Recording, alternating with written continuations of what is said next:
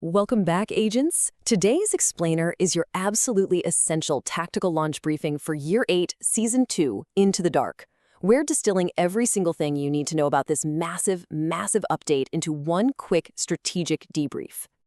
But hey, before we deploy, we've got a really awesome community milestone to celebrate. The Division Dispatch, the source for all of today's intel, just officially hit 188 subscribers. It's such a great time for the community, so if you're enjoying this breakdown, please drop a like and subscribe to the channel right now. Let's keep this community growing so you never miss a briefing. All right, let's look at the agenda. We're covering the Dark Zone Revolution, cleaning up the streets, Season of the Healer, escalation and PvP balance, and finally, quality of life updates. Lots of ground to cover, so let's get right into it. Section 1, the Dark Zone Revolution. And guys, I literally mean revolution. The Dark Zone has been completely overhauled with 3 distinct rotating rule sets across the East, South, and West zones.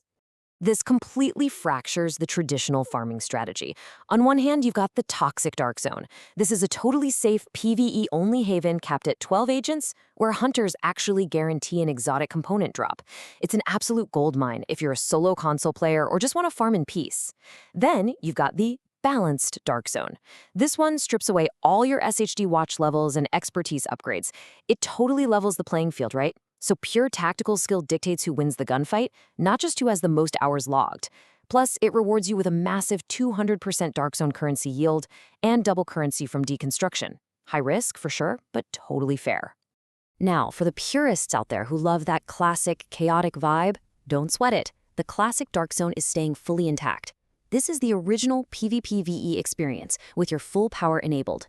SHD levels, expertise, rogue protocols, invasions, the whole shebang is totally active. So you might be wondering, why on earth would I risk the classic or balanced PvP zones? Well, here's your answer. A massive 40% exotic component drop rate from landmark chests. Yeah, 40%. And even in the safe toxic Dark Zone, you're still looking at a very generous 25% drop rate. This is a real game changer. It's going to drastically cut down your optimization grind for the rest of the year. Moving right along to Section 2, let's talk about the brand new seasonal modifier, cleaning up the streets. This is basically the core engine of your season, and it ties directly into the time you spend in that new toxic Dark Zone. The gameplay loop is super rewarding. Step 1, you farm sample canisters from hyena targets across the city. Step 2, you extract those canisters to fill up the sample size bar at your base. And Step 3, you spend them to unlock temporary high-quality munitions and crazy surge modifiers like Invisible and Lumina. Basically, the more time you invest in cleaning up the toxic DZ, the more unstoppable you become everywhere else. Okay, Section 3, Season of the Healer. We're looking at some brand new exotics and gear here that completely flip the script on the current meta. This update heavily shifts things toward cooperative support builds. Front and center is the return of a massive fan favorite, the Caduceus. With this exotic assault rifle, your critical hits actually repair you and your allies for 3% of the damage dealt. Think about that for a second. You don't have to choose between doing damage and healing anymore. If you play aggressively, your raw offense literally becomes your team's best passive defense. It's wild. But you definitely don't want to run the Caduceus by itself. You've got to pair it with the new Nurse's knee pads. These give 40% hazard protection for you and any allies within 10 meters, which is absolutely crucial for surviving the toxic DZ. And once your team is protected, have your squad focus fire with the new Underboss SMG. It marks enemies, and multiple agents can actually stack those marks for up to 30 to 35% amplified group damage. You'll just absolutely melt priority targets. To min-max all these awesome new exotics, you'll want to farm the new Artist Gear set, which is all about high-efficiency healing and hazard protection.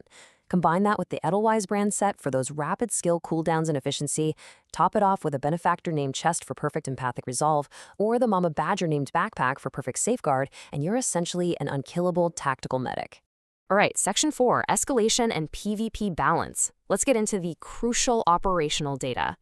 Check this out. A huge win for your resource economy. Prototype augment reroll costs are now capped at just 6 prototype cores, down from 25. That's a massive reduction.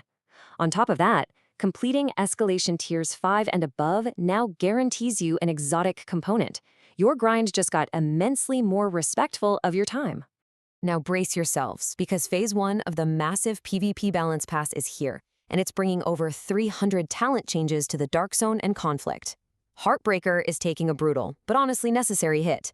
Weapon damage is dropping from 110% down to 60%, and bonus armor goes from 200% to 140%. They're also clipping the wings of the quick step movement buff down to 6% and reining in Umbra's RPM and critical damage bonuses to intentionally slow things down. And it doesn't stop there. Pestilence spread is ticking way less aggressively now. Negotiator's Dilemma and Hunter's Fury have also been carefully adjusted. The whole point here is to close that metagap and level the playing field before Phase 2 targets attributes later in the season. Finally, Section 5, Quality of Life Updates. Let's mop up this briefing with the last bit of logistics. These are the system and vendor updates that are going to make your life so much easier. First off, cheaters are facing way faster bans now thanks to automated lag switcher detection. That's a huge win for everyone. Also, your currencies just became vastly more valuable. DZ Gate vendors are finally selling exotic, reconstructed, and optimization caches. The textile store is selling exotic weapon skins. And yes, fashion fans, hunter masks can finally be worn under veils. For all you lore hunters out there, 2 new premium classified assignments are dropping. The Conspiracy Zone Hideout is actually live and ready to play right now. And the McMillian Reservoir Assault will be hitting on July 21st, so get your squads prepped for that. Oh, and real quick, don't leave free loot on the table. Twitch drops are active right now, starting June 16th and running until June 23rd.